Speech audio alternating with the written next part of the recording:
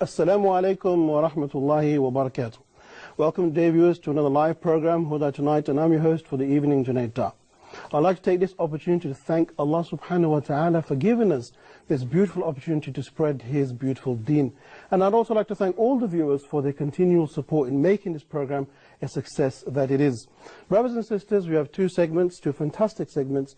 In segment number 2, we're talking about a revert's journey to Islam and his work that he's involved in at the present moment. And in segment number 3, we're looking at Islam and education. But let's go back to segment number 2 and let's introduce our guest, who's going to take us through a journey on how he came to Islam. So if I can begin by introducing my guest, your name is Samuel Shropshire. That's correct. I pronounced that correctly. And you are the founder of an interesting organization by the name of Muslim Voice for Peace and Reconciliation. Yes, MVPR. Thank you very much. I'd like to welcome you by giving you the greetings. Assalamu alaikum. Wa alaikum salam. Thank you very much. Brother Samuel, could I begin right from the beginning, going back as many years as possible, to tell us how long have you been a Muslim for? I've been a Muslim for, it's close to 5 years now. I came to Jeddah, Saudi Arabia to work on a project called the Q Project. Okay. It was to interpret the Quran in a contemporary American English to reach another generation of Americans with the truth about Islam. However, I was a Christian at the time, and as I began to work on this project, I had to read the Quran. Okay. I wasn't there to translate because I don't speak fluent Arabic, but I was there to make sure the English was proper, correct? Okay. So, as I began to read and understand, my eyes were open to the issue of Islam and the Prophet Muhammad, peace be upon him. I understood for the first time a man of mercy and a religion of mercy. SubhanAllah. And could I ask, you mentioned that you were a Christian before, but were you a practicing Christian or? Yes, yes. My mother, people ask me, when did you come to Islam? Well, I said Al-Shahada almost 5 years ago, but my mother, who was a Baptist, would take me to church when I was only 3 and 4 years old. SubhanAllah. And she would take me to the First Baptist Church of Jefferson, Georgia, and in that church was a library. And every week she would get a children's book, and she would bring it home and read it to me. One book that she got over and over and over again was called The God of Ibrahim, or Abraham. Wow. And she told me the story. Abraham's parents used to worship false gods. They worshipped idols. And God told Abraham to leave his parents and to go to a far country that he would show him. And she would tell me, Sammy, when you grow up, always worship the God of Abraham. He's the only true God. And I stuck to that while I was in junior high school, Christian high school, Christian university, Christian graduate school, always praying and worshiping the God of Abraham. But I didn't know what was Islam. And I didn't know who was the Prophet Muhammad, peace be upon him, until I arrived in Jeddah, Saudi Arabia, about 6 years ago now. So, mashallah, I can see from your explanation there that your mother's played a heavy role in keeping you God conscious. Yes, she was a dear woman, and I have no doubt in my mind, that had she known what I know today, she would have certainly said Al-Shahada. SubhanAllah. Very interesting. Would it be fair to say then you were a regular churchgoer and you would be active in Christianity? Oh yes, I was also an ordained minister. Wow. So, and I served not in a church as a pastor, but I served in foreign ministries. I was U.S. Director of Christian Solidarity International for many years, which is a human rights organization. Okay. So, I mean, what was your initial feeling that when you were told you were going to Saudi Arabia, which is known as a Muslim country with Islamic laws, how did you feel about that? Well, you know, I had some nervousness about it, and my friends at the U.S. Naval Academy in Annapolis, Maryland, they said, do you know what you're doing? You're putting yourself in harm's way. You're going to get kidnapped, somebody's going to cut your throat. So when I arrived in Saudi Arabia, I was scared to death. I didn't know quite what to expect. But when I left the United States, I said, God, my mind is open. I don't know what is Islam. SubhanAllah. I've never been in an Islamic country before. And I don't know about the Prophet Muhammad, peace be upon him, but show me what is truth and what is not truth. And I came with an open mind. My sponsor, Dr. Safi Kaskas, was a great blessing to me. He brought me there to work with him on this project. And when I arrived, I was afraid to walk on the streets. So I said to Safi, I need to go to a grocery store. Can your driver take me? And he says, well, the driver's not available. But he took me to the window and he said, do you see that that shop over there? You can go there. And I said, well, how can I get there? I have to walk on the street. I said, it's dangerous. He laughed. He said, walk. And I was hungry, so I walked. And I'm looking, nothing happened. People were coming out of their houses when they saw me, inviting me into their homes for tea and coffee. SubhanAllah, the exact opposite. Incredible. This was not what I expected. Wow. I had been in countries all over the world. I studied in Taiwan, in Russia, and different places. But never in my life have I been in any country that respected me as much as an American, and even as a Christian, as Saudi Arabia. Wow. SubhanAllah, showing the manners of Islam even in our daily lives. Yes. Excellent. Brother Samuel, I want to talk more specifically about what exactly, when did the penny drop, so to speak, that you were certain about Islam? Well, I became inquisitive. There were no churches there for me to attend. I wanted to be with people who prayed. And I asked my sponsor, can you take me to a mosque? Because from my window at night, from where I was staying, I could see people going in the mosque, coming out of the mosque. I saw people praying, children playing football out in the parking lot. And it looked like a typical American church to me. So I said, those people are praying, and they're praying to the God of Abraham. I would like to go and be with them. SubhanAllah. But my sponsor was nervous about this. He says, I'm going to take a Christian into a mosque. He didn't know what the response would be. So he didn't say yes or no. He put me off for a while. Finally, I walked to the mosque and I knocked on the door and I said, my name is Sam. I'm a Christian from the United States. Is it okay if I come inside? And the Muaddin, Shafiq Zubair, he hugged me. Wow. And he said, please come in. And I sat there for 3 days in the back of the mosque, looking and observing and watching people pray. And then I asked Shafiq, can you teach me to pray like a Muslim? And he taught me the first surah of the Quran, Alhamdulillahi Rabbil Alameen. It was such a blessing. I was memorizing only sounds, but then I would look and I would try to figure out what each sound meant, what each word meant. And as I studied it, I saw Ar-Rahman Ar-Rahim, grace and mercy, forgiveness of sins. Wow. My life was transformed immediately. It was the love of God and the love of the Muslims around me that drew me to Islam. Excellent. A very moving story, and I'm lost for words myself. So would it be fair to say that it was in that masjid that you actually took your Shahada? No, I came to know Islam there. I studied, but it was at the Islamic Education Foundation. Dr. Sadiq Malki took me there, and I said Al-Shahada there, and I received a card that I was an official Muslim. I got in the car and went to Mecca immediately. Wow. And when I saw the Kaaba for the first time, and fell on my knees and my face in prayer, it was there that I was just filled with God's Spirit and understood the love of Islam, the mercy of Islam for people everywhere. SubhanAllah. And when you did go into Mecca and you went into the Kaaba, you mentioned your feelings when you saw the Kaaba itself, but what were your feelings like when you saw people stand for prayer, like thousands of people coming together and following instructions like that? Well, it was invigorating. It was, I was enthused in my faith. I was confirmed in my faith by prayer at that time. And it was the first time for me to kneel and pray with other Muslims. It was a great experience. And also, Brother Sam, you know, it's mentioned in the Bible, you know better than I do, that Jesus, he would pray himself. And the description is mentioned that when he would pray, he would put his forehead on the ground. Yes. So how did it feel the first time when you made sujood to Allah? It was like I was living 2,000 years ago in the times of Christ. I see people in tobes. I see people dressed differently from different parts of the world. Mm-hmm.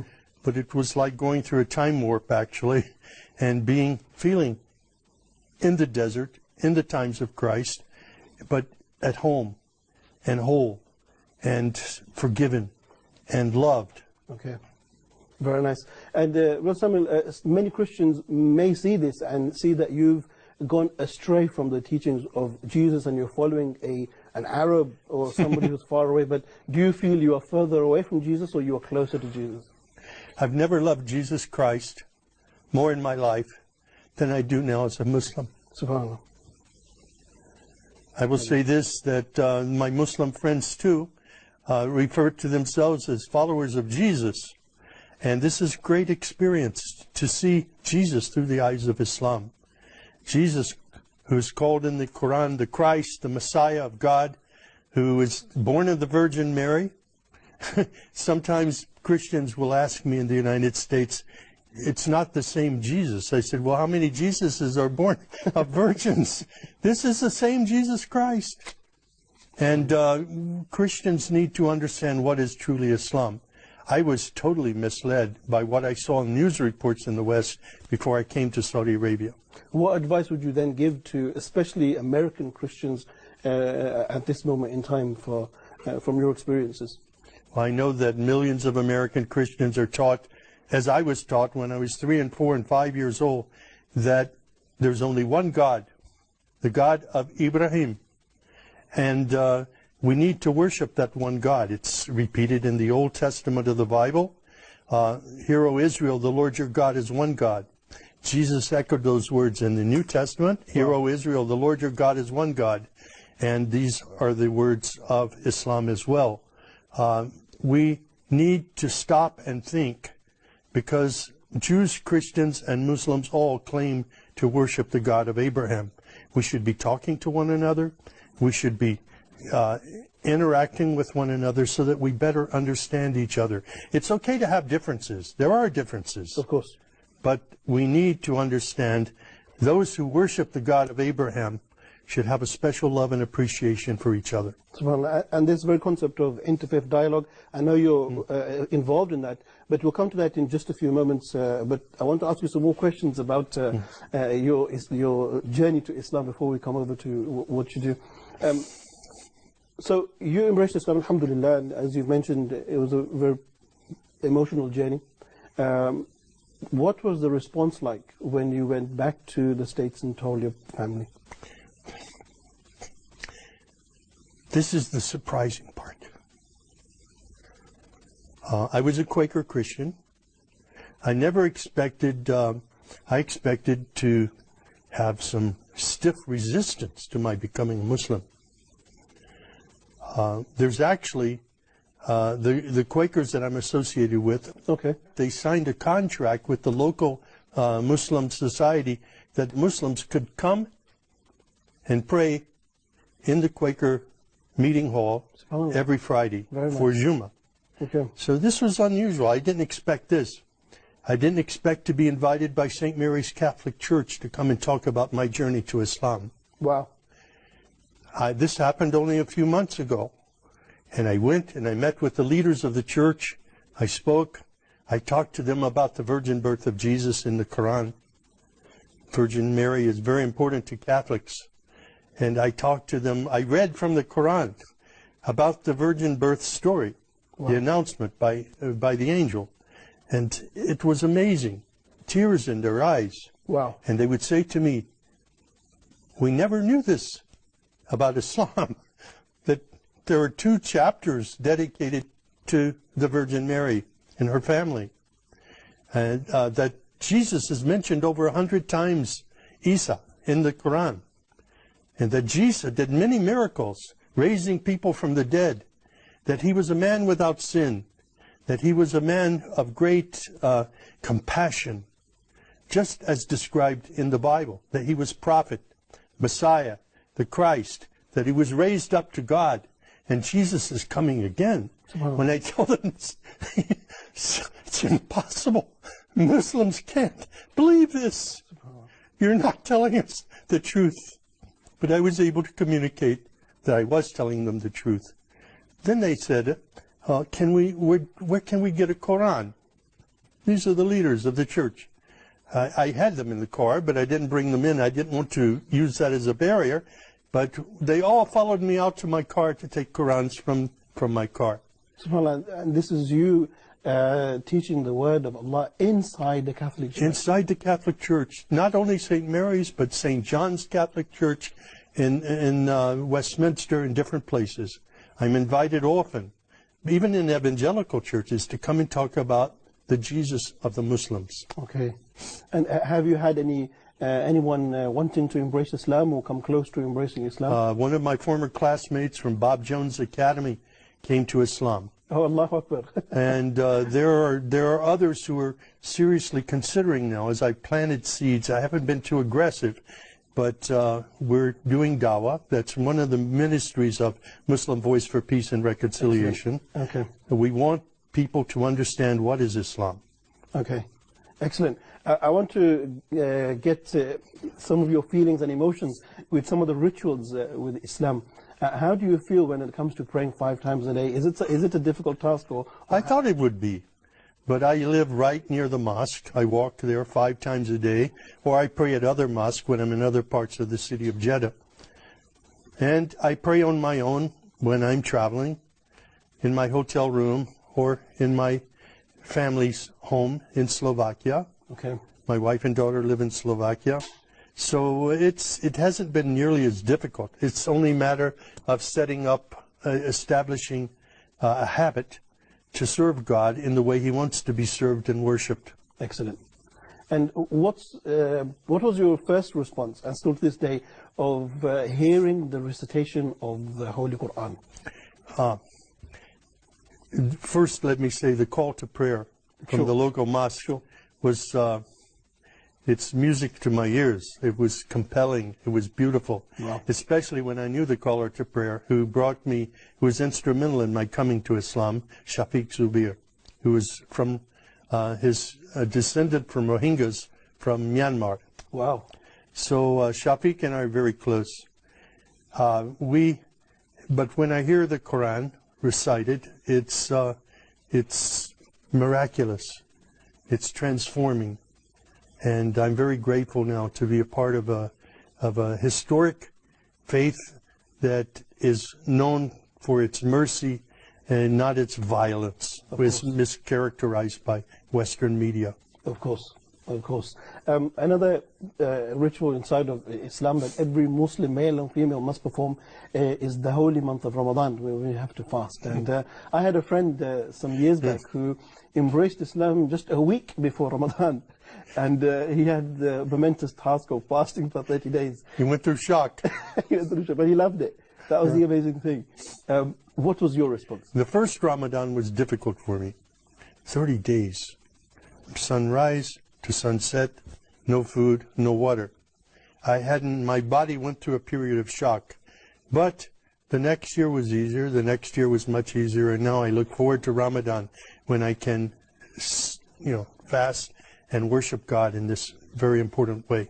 Excellent. And not just the fasting, but also the atmosphere in Ramadan. Yeah. Like Muslims coming out, praying together, sitting together. And how does that feel? Oh, it's incredible. It's like a family time within our mosque. Now my mosque is very helpful to me. They're even building an apartment for me inside the mosque. Really? So I'm very grateful to them for their love and support for me and for Muslim Voice for Peace and Reconciliation.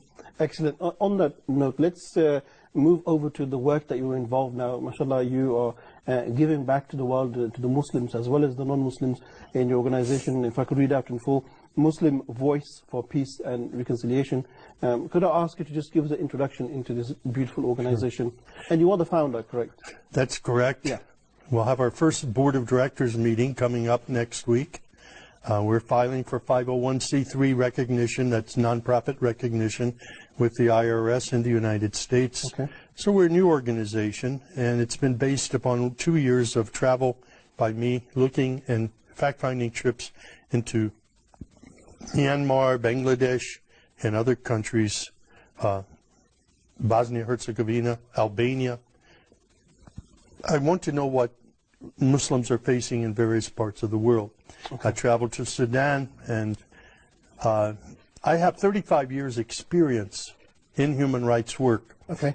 I asked God, now that I'm Muslim, what am I supposed to do? The Q project, this Quran project, is finished. What do you want me to do? And I felt him compelling me. Well, you've got these talents. Of course. You've been working in human rights. Why not continue it in the name of Islam? SubhanAllah. And I started studying this. Islam, human rights.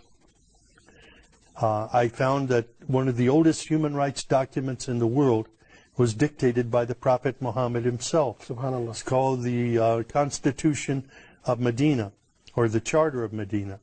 It guaranteed religious freedom for Christians, Jews, Muslims, and even non-believers inside Medina. Wow. And this came from the Prophet Muhammad himself, peace be upon him.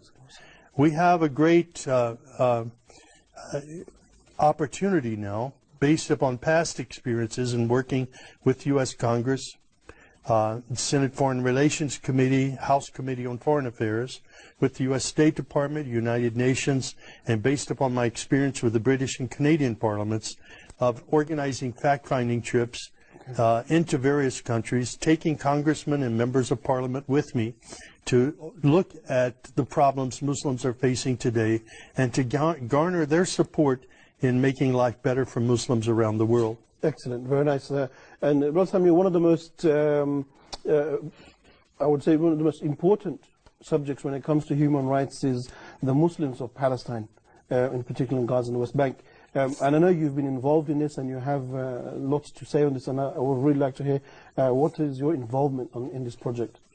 Well, the Palestinians have been repressed and persecuted for many years now, not just Muslims, but also Christians. We had a Christian church in Bethlehem, Baraka Presbyterian Church, came to us, called me on the phone, and said, can Muslim Voice for Peace and Reconciliation help us? SubhanAllah. So I'll be meeting with the pastor. He's coming to Washington, D.C. the end of this month. We'll meet there. We have attorneys that have pledged to help him. Okay. And we hope the Presbyterian Church in Bethlehem, their building was taken. It's being occupied by Israeli soldiers and illegal settlers now, and the church is out on the street. Wow. So it's not just Muslims, but it's also Christians that we're representing around the world to help the issue of religious freedom. Okay, excellent. So, with regards to Palestine, what is your exact focus? Are you looking at the illegal settlements, or are you looking at it as a whole, or what are you focusing on? Our issue is freedom.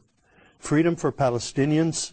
They've been going through this for since the early 60s and 70s, since the Six-Day War. The country has been occupied. And there needs to be relief for the Palestinian people as a whole. Okay. We either need to look at a two-state solution, and if Israel refuses, because less and less Palestinian land is in the hands of Palestinians, then we need to look at a one-state solution where Palestinians have equal citizenship, a secular state, where Palestinians are in an equal standing with the citizens of Israel. Okay, excellent. And you mentioned two possible solutions, and from your experience working in this field, do you find that they're both viable solutions, or is it resistance against both? I'm sure there's resistance against both, because the Zionists want a Jewish state, and they want Palestine to be a part of a Jewish state. You can't do that.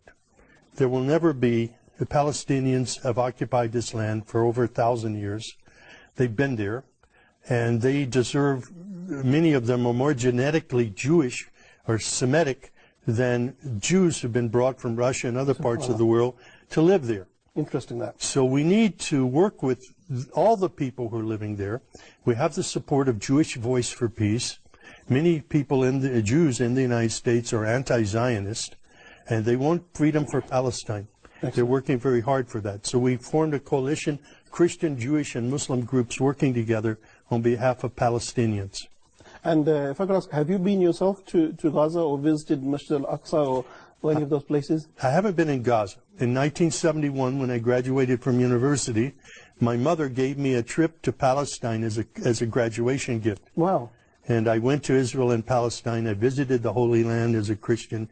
Very soon, I hope to go back as a Muslim and worship at Al-Aqsa Mosque. Inshallah, very nice. You've prayed in Mecca, you've prayed in Medina, you've got the Al-Quds left. One more to go. One more to go, and inshallah, I ask Allah to make that easy for you as well. I mean, so you work with Palestine and the situation there, but I also understand that you have work and links with what's going on in Burma. The Muslims of Myanmar, can I ask you to talk about that, because, you know, that situation is horrific, and the Muslims there are going through a very bad time. The Rohingya Muslims of Myanmar are the most persecuted peoples in the world. Little is said. I find that the darker a person's skin, it appears the less people care. SubhanAllah. And the dark-skinned Rohingyas are extremely persecuted. Their villages are invaded by Buddhist extremists. They're torched, they're burned. People are lined up and in groups and burned to death by the hundreds, and yet the world pays little attention. The Rohingyas are trying to escape, so they get on boats and they go to Malaysia and different countries in south of Burma or Myanmar. Many escape through the jungles into Bangladesh. I've been to 2 refugee camps in Bangladesh. 60,000, 30,000 in each United Nations refugee camp. SubhanAllah. And these people have been there for 30 years in a refugee camp. Wow. This is no future, this is no hope. There were 240,000 Rohingyas living on the streets outside the refugee camp. And little children coming to me and saying, Mister, you want massage? And I didn't know how to respond to that. I asked the attorney who was with me, who is from the capital of Bangladesh, and I said, what are they asking? And he said, these children are child prostitutes. These are the children of Muslims whose parents died trying to get there, and the children are living on the streets and trying to survive. What can we do to help these people? And Islam, Muslims, we cannot be silent when our people are suffering like this. We have to respond. Saudi Arabia has responded. We have over close to 400,000 Rohingyas living in Saudi Arabia now, refugees. And but more can be done, and we need to respond with compassion and with the mercy of Islam. Yeah. So, Brother Samuel, what would you say is some of the ways in which we can help? I mean, this is an opportunity. Our voice is going out to thousands, if not hundreds of thousands of people all across Africa, the Arab world, and even into Europe and America. What would you say Muslims need to do? There are a number of Islamic organizations providing relief and development, also through the United Nations. We can respond generously and sacrificially with our money to help refugees. There are over 60 million refugees in the world today. The majority of them are Muslim. Okay. This is more refugees than any time since World War II. And we, their brothers, we brothers and sisters to these people need to love them and care for them and to express our solidarity with them. Okay. Very nice. Also, brother, could I ask you to let's take the situation now back home. I mean, I come from London and you come from the States, and I see these days that the rise of Islamophobia, the rise of hate crimes against Muslims is on the ever increase. Would you share that sentiment with me, and if so, why is that the case? In the U.S. right now, we're in the middle of a presidential campaign, and one of the Republican presidential candidates is playing on the fear and the hatred, xenophobia, and the Islamophobia of the people. He has massive support amongst the Republican voters. He is leading in his campaign for the Republican primary candidate for President of the United States. His name is Donald Trump. I want to say he doesn't have a chance of ever being President of the United States. The majority of the American people will reject him. But then people said that about Hitler as well in Germany. Well, so we need to be cautious. We need to be aware. And these extremist candidates inflame hatred, and they inflame Islamophobia, expressing these extremist views in order to get the votes of other extremists. Okay, excellent. Brother Samuel, we're approaching the end of the program, and we've got just under a minute. And in these 30 seconds to a minute, could I ask you to just give us some words of advice from yourself to the Muslim world at large in how we can rectify our situation? Well, we can make a difference. We need to understand that even in the face of opposition, in the face of people burning Qurans, in the face of extremist positions being taken against Muslims in various parts of the world, that we respond with the love and compassion of our Prophet, who was persecuted himself and never swung his fist. He was stoned, and he never picked up a rock and threw it back. He never cursed. He never swore, even when he was, when someone attempted to poison him. He was a man of great mercy and kindness. It was that love and that great kindness and mercy that brought me to Islam. There are millions of people waiting for this love.